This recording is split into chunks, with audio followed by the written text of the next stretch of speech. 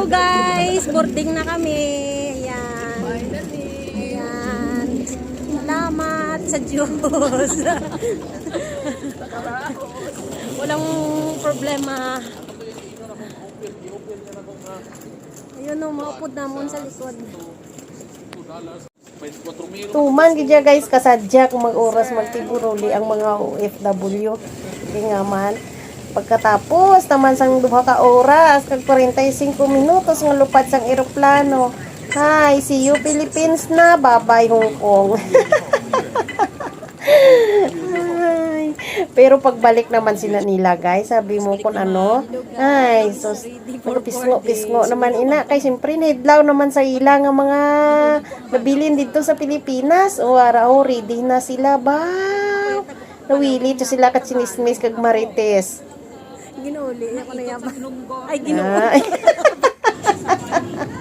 Hoy, pag lununtat ka muna kay mga boarding na kita. Boarding na Hari na kami sa boarding, boarding na kami, masulod na kami sa eroplano mga idol. Yan na mga idol, boarding. Ang isa to ginakakat pa sa iya nga dala ko. Masulod na kami sa eroplano after 2 hours and 45 minutes. Lalapag na kami sa Iloilo. Abangan. Ay, excited naman ang iban mo. Umpot lang. Kanami sa akon kay ginakuan ko arag kuya sa may bintana. So maka video gid ako ya kag makita kung gidya ang mga kwanta sa palibot mo galing kay gabi man ay hindi ko makita kag ang view hindi man namin pag gabi. Para na kami sa sulod mo kada mo damo sa bakante kay kadako man sang eroplano.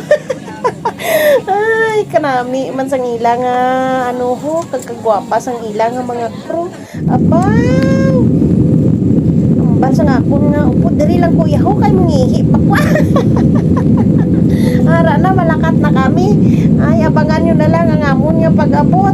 Bye-bye Hong Kong, see you Philippines. Ang iyong lingkod, Spring King, Spring Kangkang, mabuhay!